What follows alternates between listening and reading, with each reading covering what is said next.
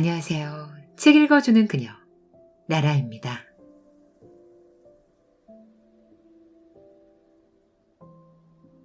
제가 오늘 소개해드릴 책은 200% 실패할 걸 알면서도 왜 나는 똑같은 행동을 반복하는가입니다. 이 책은 2024년 7월에 출간되어 현재 인문 부문 신간이자 베스트셀러 책이에요. 출판사는 스마트 비즈니스. 저자는 더글러스 캐릭, 블라다스 그리스케비시우스. 옮기니는 조성숙님입니다. 이 책은 고구마 100개를 먹은 것처럼 답답한 인간의 행동에 대한 사이다 같은 명쾌한 해답을 담고 있는 책이에요. 심리학 교수 더글러스 캐릭과 경영학 교수 블라다스 그리스 케비시우스는 우리의 정신세계 내부를 구석구석 여행하면서 정신이 어떻게 의사결정을 내리는지에 대해 기존 이론과는 완전히 다른 모델을 제시해주고 있습니다. 두 저자는 우리가 돈을 투자할 때, 직장을 알아볼 때, 차를 살 때, 데이트 상대를 선택할 때 서로 대치되는 진화적 욕구에 이끌린다는 사실을 이 책을 통해 보여주고 있습니다. 우리는 보통 우리 머릿속에 하나의 자아만이 존재한다고 생각하기 쉽습니다. 그러나 이 책에서는 우리 안에는 여러 개의 부분 자아가 존재하고 어떤 부분 자아가 그 순간 운전대를 잡는지에 따라 우리의 선택과 결정도 달라진다고 이야기해주고 있습니다. 저는 이 책을 보면서 7개의 부분 자아가 존재하며 어떤 자아가 특정한 상황에서 주도권을 가지냐에 따라 선택 그리고 운명이 달라질 수 있다는 사실을 배울 수 있었어요. 인생을 살아가면서 마주하게 되는 피할 수 없는 선택 앞에서도 지금보다 더 현명한 결정을 내릴 수 있게 도와주는 인생책이에요. 그럼 저와 함께 인간의 행동에 대한 사이다 같은 시원한 해답을 만나시러 책 속으로 들어가 보실게요.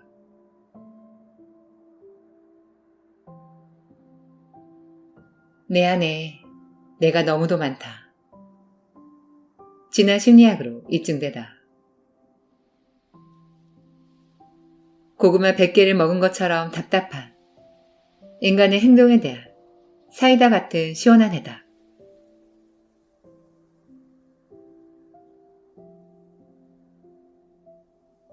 챕터 2. 왜 스노보더와 월가의 은행가는 스스로 위험에 빠지는가? 조세 패틀리 케네디는 합리적 경제인의 빛나는 모범이었다. 25세의 미국의 최연소 은행장이 된 케네디는 한 기자에게 35세에는 백만장자가 될 생각이다라고 호언장담했다. 1인당 연평균 소득이 $1000에 간신히 진입하고 빵 한 덩어리 가격이 9센트밖에 되지 않은 1915년에는 얼토당토하는 생각이었다. 그러나 케네디는 이 원대한 야심을 훌륭히 완수했다. 그가 월가에서 트레이딩하면서 1922년에 단 한 번의 거래로 65만 달러나 되는 차익을 올렸다. 행운은 심지어 주식시장이 최악의 폭락을 기록할 대공황 때도 멈추지 않았다. 그는 폭락 직전에 가지고 있던 주식을 다 팔아버렸다. 케네디의 타이밍 감각은 1933년에도 기막히게 맞아떨어졌다. 그는 금주법이 끝나기 직전에 위스키 회사인 듀어와 괜찮은 조건의 주류 수입 계약을 맺었고 할리우드 영화 산업이 전성기에 들어설 무렵에는 RKO 영화사를 공동으로 차렸다. 그의 재산은 8천만 달러 이상으로 불어났다. 사생활에서도 케네디는 합리적 자기 이익을 유감없이 추구했다. 아름다운 음악의 스타 글로리아 스완슨과 혼의 관계를 유지하다가 그녀의 영화가 예산을 크게 초과하자 즉시 그녀를 버렸고 뒷감당까지 다 떠넘겼다. 말년에 이르러서는 돈에서 정치 권력으로 관심을 옮겼다. 그는 주역 미국 대사에 임명되었고 자신의 장남을 미국의 대통령으로 만들겠다는 계획을 세웠다. 그러나 이 특별한 아일랜드계 미국인이 누린 행운은 후대까지 전해지지 못했다. 케네디가 미국의 대통령에 앉히고자 했다. 잘생기고 매력적인 장남 조셉 2세는 제2차 세계대전에서 폭격 작전을 수행하는 중에 전사했다. 그의 나이 겨우 29세였다. 케네디의 아름다운 딸 캐슬린 애그니스는 데본시아 공작의 후계자인 윌리엄 캐번디시와 결혼했을 때만 해도 모든 것을 다 가진 듯 보였다. 하지만 결혼 후 4개월 만에 캐번디시가 교전 중 전사하면서 캐슬린 애그니스는 미망이 되었다. 그리고 그녀 역시 1948년에 비행기 추락사고로 죽었다.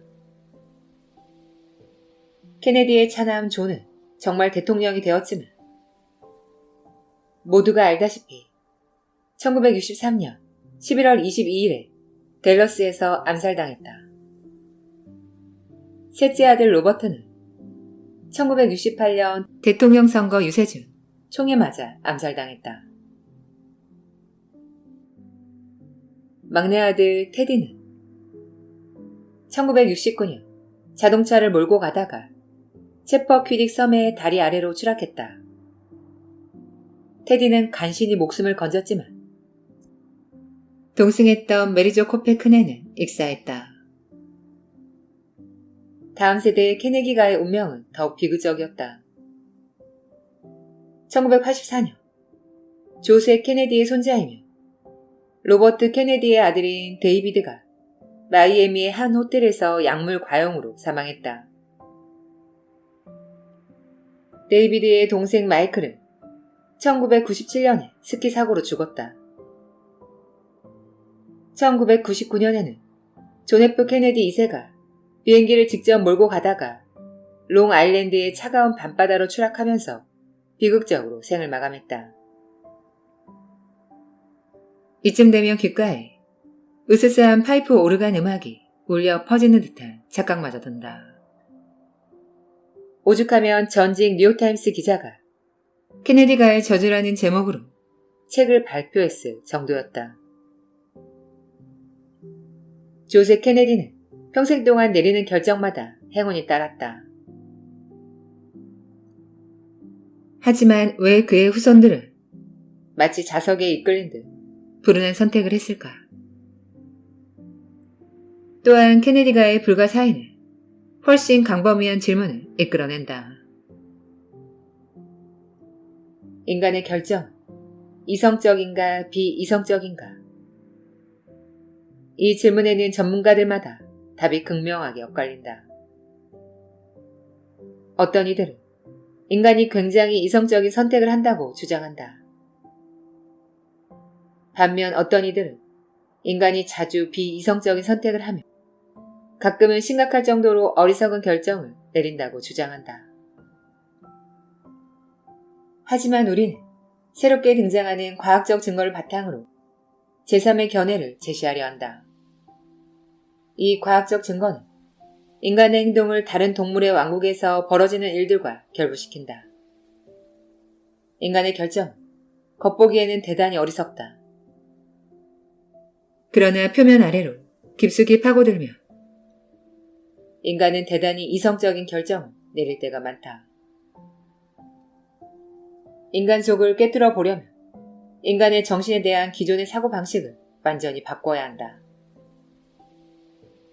우리가 던져야 할 질문은 인간의 정신이 주식 투자나 우수한 SAT 성적 같은 현대의 문제들을 잘 해결할 수 있는지가 아니다. 우리는 다른 질문을 던져야 한다. 인간의 정신은 지난 수십만 년 동안 우리의 선조들이 부딪혔던 중요한 문제들을 능숙하게 처리할 능력이 있는가? 시야각을 넓혀 지나라는 렌즈로 현대의 행동을 관찰하며 새로운 시각에서 인간의 선택 방식을 조망할 수 있다. 이 새로운 사고 방식은 합리성에 대한 기존의 인식을 바꾼다. 또한 케네디 일가를 비롯해 우리의 동료, 우리의 가족, 우리의 주식 중개인이 내리는 비이성적 결정 뒤에 깜짝 놀랄 지혜가 숨어 있음을 보여준다. 케네디가의 행운과 불행은 좀 더 자세히 살펴보며 우리 자신뿐 아니라 친구와 이웃들, 인간 본성의 특징에 대한 근원적 사실들을 알게 된다. 각기 다른 세 분야 과학자들의 눈을 통해 조세 케네디의 선택과 그의 후손들이 내린 선택을 살펴보자.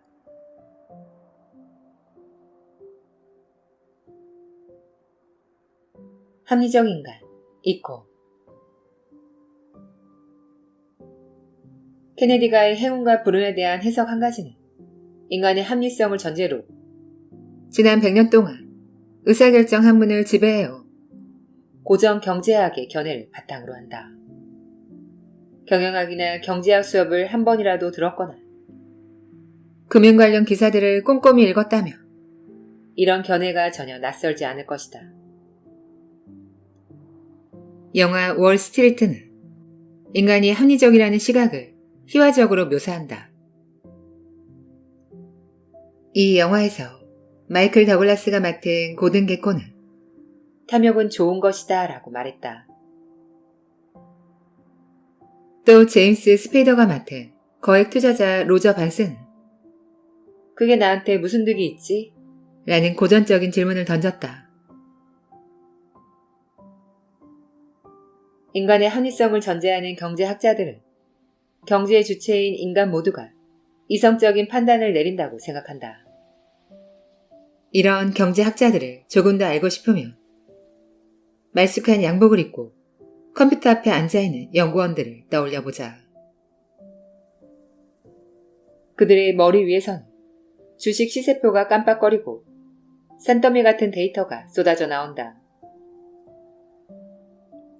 합리성을 전제하는 이 전형적인 경제학자들은 빠른 속도로 숫자를 처리하고 종이에 수학 방정식을 적으면서 틈틈이 트리플 에스프레소를 마신다. 물론 실제 세계에서 이들은 하고 다니는 차림도 제각기 다르고 전부 양복을 빼입고 월가에서 일하지도 않는다. 그러나 이들에게는 인간의 선택을 합리적 자기 이익이라는 관점에서 분석한다는 공통점이 있다. 전통 경제학의 견해에 따르면 장남이나 차남을 대통령 선거에 출마시키는 것이든 주류를 수입하는 것이든 쇼 비즈니스에 진출하는 것이든 아니면 할리우드의 신인 여배우와 연문을 뿌린 후에 그 여배우를 버리는 것이든 상관없이 인간의 모든 선택은 결국 이게 내게 무슨 득이 있는가라는 질문으로 귀결된다.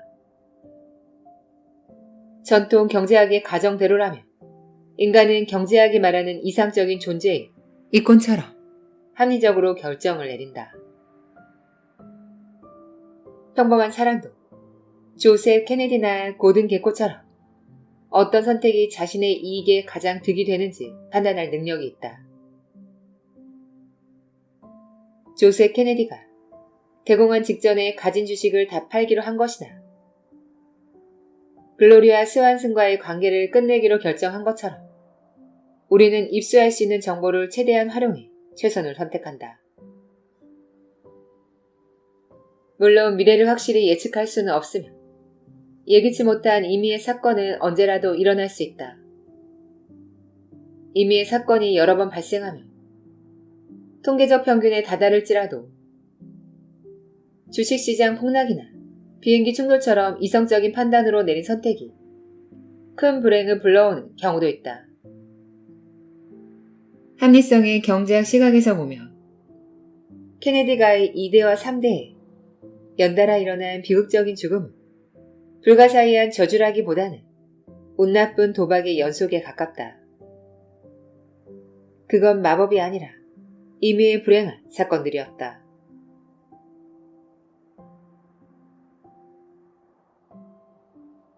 비합리적 인간, 천성적 결함.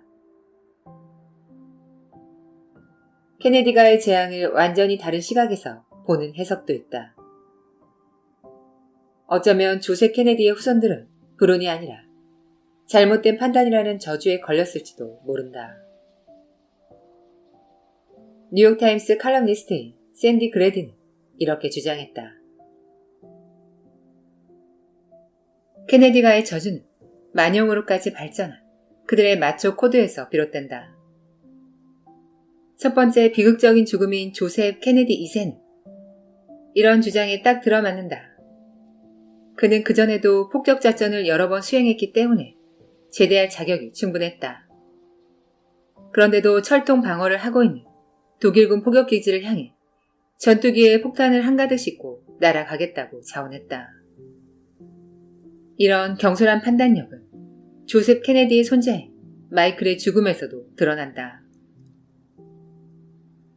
그는 스키를 타고 3m를 빠른 속도로 내려오다 나무와 충돌해 죽었다. 그리고 조셉 케네디의 막내 아들 테디가 차를 타고 가다 체버키딕 섬의 다리 아래로 추락한 사건은 당시 밤늦게까지 파티를 즐기다 돌아오는 길이었다.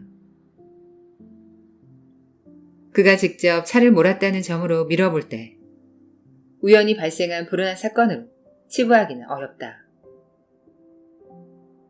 케네디가의 저주를 경솔한 판단력으로 풀이하는 가설은 현재 의사결정과 관련해 가장 큰 지지를 얻고 있는 인간은 자주 비이성적이고 잘못된 판단과 결정을 내린다는 견해에 딱 들어맞는다. 예를 들어 다음과 같은 상황을 가정해보자. A는 영화관에서 줄을 서서 기다리는 중이다. 그의 차례가 되어 매표소 앞으로 갔더니 100만 번째 관객이므로 상금 $100를 타게 되었다는 말을 듣는다. B는 다른 영화관에서 줄을 서서 기다리는 중이다.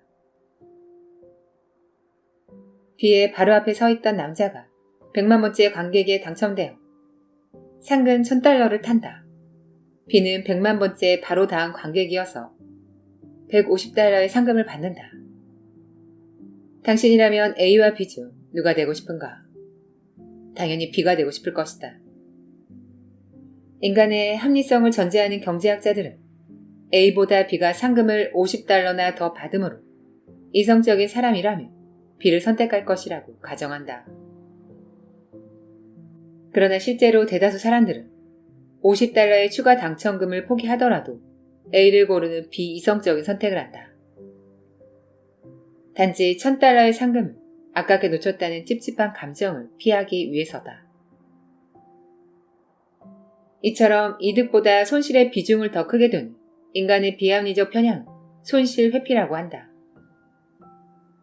손실 회피 편향을 발견한 사람은 행동경제학자의 선구자이자 노벨 경제학상 수상자인 다니엘 카너먼과 그의 동료 아모스 티버스키다. 행동경제학은 경제학과 실험심리학을 결합한다. 행동경제학자들은 엄밀함을 중시하는 과학자들로 실험실에서 인간 행동에 대한 실험을 수행한다. 그들은 엄밀함을 중시하긴 해도 유머 감각과 다정함도 갖고 있다. 그들은 인간의 결함을 파헤치고 집중 연구한 다음 인간에게 공통으로 존재하는 비합리성을 목격하고 너털 웃음을 터뜨린다. 행동경제학자가 보기에 우리의 뇌는 결함천지인 기계장치다. 이들이 바라보는 인간의 정신은 실린더 3개로 돌아가는 엔진에 항법 장치는 나침반이 전부고 노까지 잔뜩 쓸어서 움직이는 게 신기할 정도인 1980년대식 유고와 비슷하다. 합리성을 당연시하는 전통 경제학자들의 기대와 달리 행동 경제학자들은 무수한 연구를 통해 우리에게는 논리적 선택을 할 능력이 없음을 입증했다. 인간은 이성적 판단을 내리고 싶어 하지만 실제 세계의 평범한 우리는 일상의 선택에서 전통 경제학이 말하는 합리적이고 냉엄한 원칙을 전혀 따르지 못한다. 우리 인간의 정신적 결함을 드러내는 책과 과학 논문은 도서관 전체를 채울 정도로 많다. 위키피디아에서 인지편향 목록을 검색하면 지금까지 밝혀진 97개의 편향 목록이 뜬다. 고장난 유고 자동차 안에서 견인차가 오기를 기다리는 동안 기분 전환을 위해 재밌는 편향 몇 가지를 배워보기로 하자. 도박사의 오류는 과거에 독립된 사건들이 미래의 확률에 영향을 미친다고 착각하는 것이다. 한 예로 동전 던지기를 5번 했는데 연달아 앞면이 나오면 다음번에는 뒷면이 나올 확률이 대단히 높다고 생각하는 것이 도박사의 오류다. 물론 잘못된 생각이다.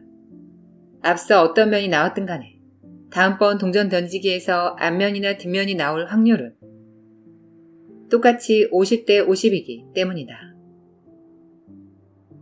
존 어빙의 소설 가야프가 본 세상의 주인공. 가야프가 보이는 행동도 바로 도박사의 오류다. 그는 어떤 집에 경비행기가 추락할 것을 보고서 곧바로 그 집을 구입한다. 비행기가 다시 그 집으로 떨어질 일 없을 거라는 이유에서였다.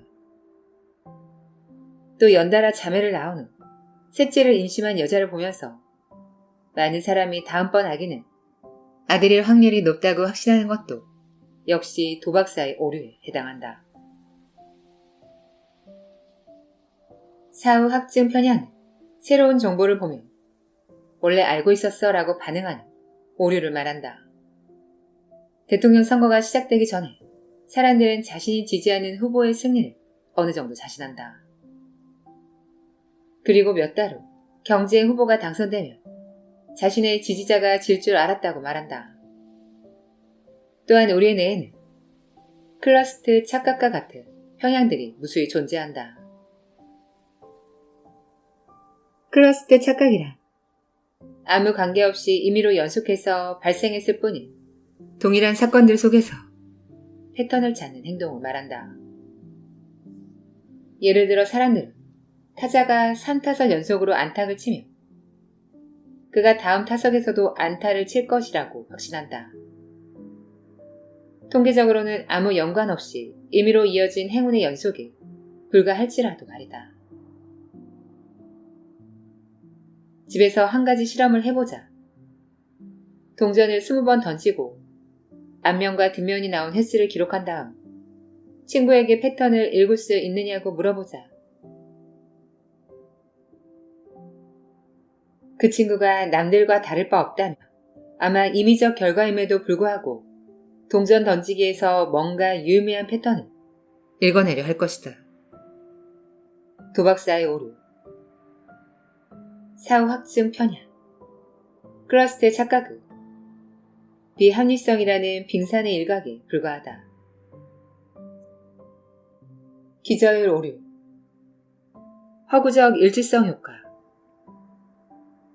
결합 오류, 반음 효과, 가확실성 효과, 궁극적 귀인 착오, 타조 효과 등 지금까지 정의된 인지 편향만 해도 90개가 넘는다. 이런 정신의 오류를 바탕으로 행동 경제학자들은 인간을 컴퓨터처럼 매사에 정확하고 합리적인 이콘이라고 주장하는 전통 경제학의 시각을 완강히 부인한다. 행동 경제학자의 관점에서 본다면 케네디가의 이론이 아니더라도 얼마든지 잘못된 판단을 내릴 수 있다. 수백 건의 연구들은 인간의 선택이 얼마나 편협하고 비이성적이고 자기 패배적인지 입증했다. 이른바 전문가라는 사람들이 내리는 결정도 이해가 아니었다. 이런 천성적인 결함으로 인해 인간은 대단히 합리적인 이콘이 아니라 멍청하고 아둔한 바보처럼 굴 때가 훨씬 많다.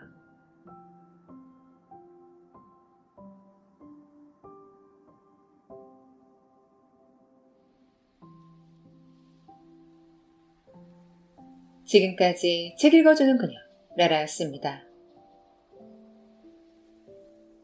오늘도 끝까지 들어주셔서 감사드려요. 우리 구독자님들, 점점 더워지는 날씨에 컨디션은 괜찮으신지요? 입맛이 없으시겠지만 식사를 꼭 챙겨 드셔야 해요. 지치기 쉬운 여름, 건강관리 잘 하시고요. 저는 항상 여러분을 응원합니다. 아시죠? 사랑합니다.